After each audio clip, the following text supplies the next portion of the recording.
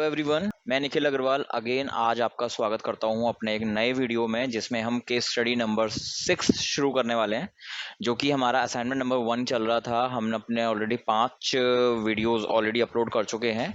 ये आज हम करने वाले हैं स्टार्ट असाइनमेंट नंबर 1 का केस स्टडी नंबर 6, या आप कह सकते हैं क्वेश्चन नंबर 6 आपके सामने इस वक्त खुला हुआ है। तो इसके अंदर आप भी देख रहे हैं कि कैश इन हैंड भी ओपनिंग दे रखा है और बैंक भी ओपनिंग दे रखा है, और बहुत ही छोटा सा क्वेश्चन भी ये रहेगा। तो शुरू करते हैं इसको करना। तो ये स्क्रीन आपको दिख रही है टैली का कंपनी क्रिएशन विंडो, एंड यहाँ पर हम कंपनी बना लेते हैं असाइनमेंट 1 एंड क्वेश्चन नंबर 6, और यहाँ पर हम ले लेते हैं दिल्ली स्टेट हमेशा की तरह।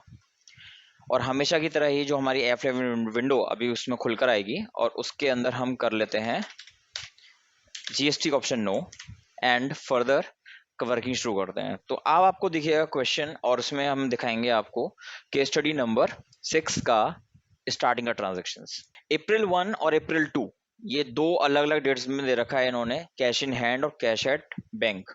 तो 800 रुपीज हमारे पास ओपनिंग कैश दे रखा है, एंड 5700 हमें कैश एट बैंक दे रखा है। तो हम यहाँ पे जाते हैं, पहले क्रिएट के अंदर लेजर बना लेते हैं बैंक का, और बैंक का क्योंकि पर्टिकुलर कोई नाम नहीं दिया हुआ है तो यहाँ पर हमने बैंक अकाउंट में इसको डाल दिया है। एंड यहाँ पर हम अमाउंट डाल देते हैं opening 5700 rupees, and page up कर रहा हूँ मैं यहीं पर, और हमारा कैश का लेजर आ जाएगा। यहाँ पर हम डाल देते हैं 800 रुपीज ओपनिंग, क्योंकि हमें कैश का ओपनिंग बैलेंस दे रखा है 800 रुपीज। अब हमारा जो टोटल कैश और बैंक मिलाकर अमाउंट है वो 6500 है, और हमने बताया था जब तक आपको लाइबिलिटी नेचर को कोई आइटम ना दिया हुआ तब तक आप असेट के बराबर ही कैपिटल का अमाउंट ओपनिंग डाल देते हैं।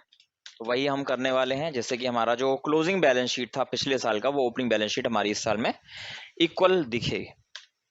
तो यहाँ पर मैंने एक्सेप्ट करवा दिया है, और इस तरीके से हमारा जो दो ट्रांजैक्शन ऊपर की दे रखी है cash in hand and cash at bank, वो हमने कर दिए हैं। अब आते हैं नेक्स्ट ट्रांजैक्शन पे, May 1 में सेल्स मेड टू राम पर। तो यहाँ पर हम एक तो सेल्स का लेजर जरूरी होता है, तो सेल्स का लेजर बना लेते हैं, और ट्रांजैक्शन में हमको जरूरत पड़ेगी एक राम के लेजर की, तो अंडर डेटर बना लेते हैं और एक्सेप्ट करवा देते हैं। ठीक है, अब बाहर आ जाते हैं, वाउचर क्रिएट कर लेते हैं इसका, और डेट चेंज करते हैं 1.5 यानी कि 1 मई, and voucher is F8 sales का। कंट्रोल H कर रहा हमने एज वाउचर कर लीजिए, एंड यहाँ पर डेबिट में हमने कर दिया Ram. Amount of sale is 3250, and यहाँ पर हमने न्यू रेफरेंस में डाला है इसको, और सेल्स का लेजर लेकर आइटम वाली जो विंडो खुली थी हमारी, इसको हमने स्किप करवा दिया है, और इसको हमने करवा दिया है accept. Another entry is Ram को हमने क्योंकि क्रेडिट सेल किया था, अब राम हमें पैसे मतलब दे रहा है, कैश पेमेंट कर रहा है, तो हम रिसीट एंट्री में आ जाएंगे, एंड देखते हैं क्या एंट्री हमने करी है। Received a cheque from Ram, तो यहाँ पर हमें राम से चेक मिल रहा है, तो हम क्रेडिट में राम लिखते हैं 3250, एंड अगेंस्ट रेफरेंस में 1 बिल नंबर लिया, एंड यहाँ पर हम ले लेते हैं बैंक, क्योंकि जो चेक है वो बैंक के थ्रू ही हमारा यूज होगा। बाकी कोई डिटेल हमें दी हुई है नहीं, तो इस वाली एंट्री को हम यहाँ पर एक्सेप्ट करवा देते हैं। आफ्टर दैट हम आते हैं purchases made from Sohan May 31 में, F2 प्रेस करिए, 31.5 कर दीजिए। परचेजेस के लिए F9, कंट्रोल H के लिए mode change as voucher to use the voucher mode of purchases. तो यहाँ पर हमने परचेज करना है, क्रिएट कर लेते हैं सोहन का लेजर अंडर क्रेडिटर्स। तो क्रेडिटर हमने ले लिया, यहाँ पर amount of purchase will be 2425, and यहाँ पर आके हमें परचेज का लेजर भी बनाना पड़ेगा एक, तो हम शॉर्टकट वे में परचेजेस का लेजर बना लेते हैं अंडर परचेजेस। यहाँ पर हमारी परचेजेस की एंट्री भी डन हो जाती है। नेक्स्ट एंट्री की तरफ चलते हैं।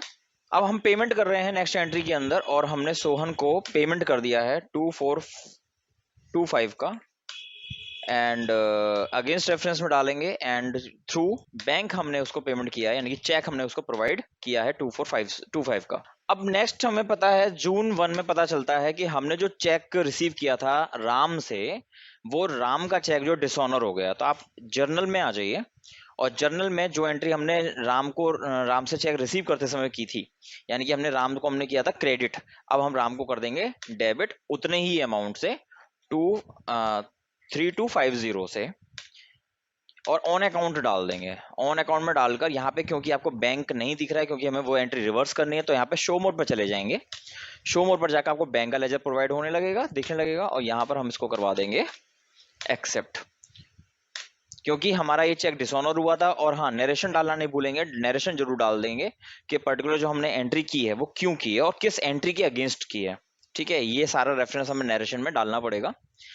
नेक्स्ट आगे चलते हैं, withdrew from bank for office use. तो जून 2 की एंट्री है ये, और विड्रू कर रहे हैं, तो हम यहाँ पे कॉन्ट्रा वाउचर खोल लेते हैं। बैंक से हमें विड्रॉ किया है, अमाउंट इज 250 रुपीज, एंड यहाँ पर हम कैश लेकर एंट्री को कंप्लीट करवा देते हैं and accept. Next entry is June 1 में सोल्ड टू हरी। हमने हरी को पेमेंट सामान बेचा है, sold goods to Hari 1200 rupees का। तो आप F8 में आ जाइए, कंट्रोल H करके एज वाउचर, एंड यहाँ पर लेजर बना लीजिए हरी का अंडर डेटर्स। हमने ये एंट्री कर ली है, यहाँ पे कंट्रोल A कर लीजिए, और अमाउंट है 1200 रुपीज। न्यू रेफरेंस में हमने इसका एक लेजर बना वाउचर बनाकर एक्सेप्ट करवा दिया है। हरी का हमने सेल का एंट्री करा है। हरी का जो एंट्री अभी हमने किया है, ये हमने करना था 1 जुलाई को, तो यहाँ पे डेट जरूर चेंज कर देंगे 1 जुलाई, एंड 1 जुलाई को ही हम उससे पेमेंट ले रहे हैं, यानी कि F6 कर दीजिए, और यहाँ पर हरी से अमाउंट रिसीव कर लीजिए 1200 रुपीज, और रिसीव करने पर डेबिट हो जाएगा हमारा बैंक। नेक्स्ट एंट्री हमारी रह गई यहाँ पर रेंट पेड बाय चेक्स जुलाई 2 कर लेते हैं, और एक लेजर बना लेते हैं रेंट का। इसको बना लिया हमने इनडायरेक्ट एक्सपेंसेस के अंदर, और एक्सेप्ट करवाते हैं, और इस एंट्री को हम कर देंगे 150 रुपीज का रेंट। ये भी हम पेमेंट कर रहे हैं चेक के थ्रू, इसलिए इसको भी हम एक्सेप्ट करवा देंगे बैंक में डालकर, और ये हमारा एंट्री डन हो जाता है। नेक्स्ट एंट्री इज जुलाई 31 में।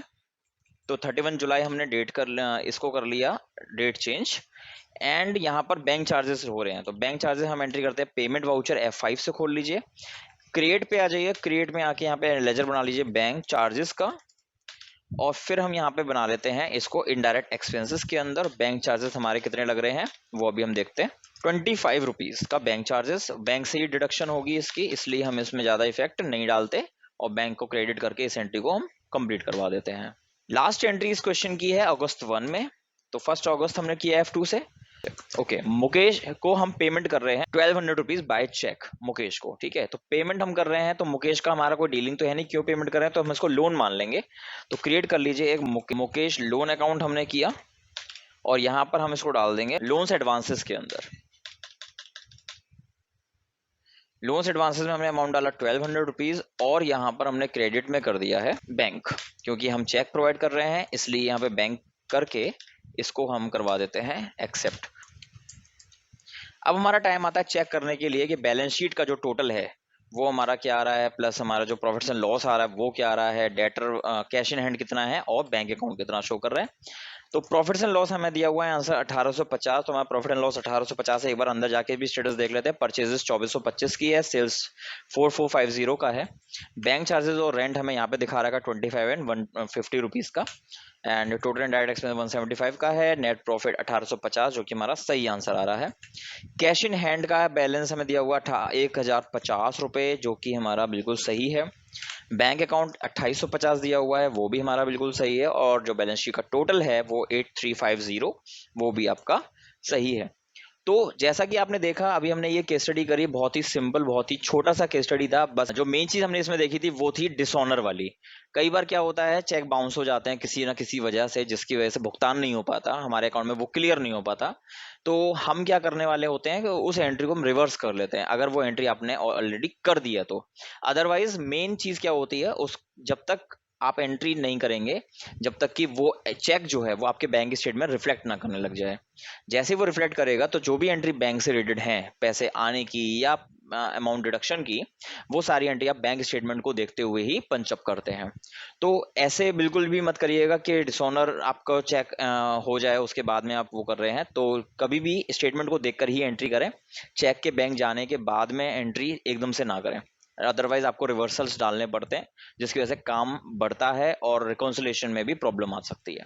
तो this was the case study, जो कि बहुत ही ज़्यादा स्मॉल थी, बहुत ही ज़्यादा। होप कि आपको ये केस स्टडी अच्छी लगी होगी। जो भी आपकी प्रॉब्लम्स हैं, जो भी आपका क्वेरीज हैं, वो प्लीज़ हमें कमेंट सेक्शन में लिखकर जरूर बताएं। एंड प्लीज़ वीडियो को लाइक जरूर करें अगर आपको ये केस स्टडी अच्छी लगी है। एंड जो लोग नए हैं प्लीज़ चैनल को सब्सक्राइब जरूर करें, और प्लीज़ पुराने लोगों से रिक्वेस्ट है कि अनसब्सक्राइब ना करें, क्योंकि आपको बहुत सारी यूजफुल वीडियोस अभी मिलने वाली हैं, बहुत सारी टैली की, एक्सेल की, वर्ड की, इवन बिजनेस प्रोसेस फ्लो की भी काफ़ी सारी क्वेश्चंस और वीडियोस अभी आपको इसमें मिलने वाली हैं।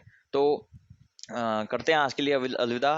Next case study question number 6 के बाद क्वेश्चन नंबर 7 लेकर आपके लिए जल्द हाजिर होंगे। तब तक के लिए बने रहें हमारे साथ, हमारे चैनल के साथ, और thank you for watching. Bye bye.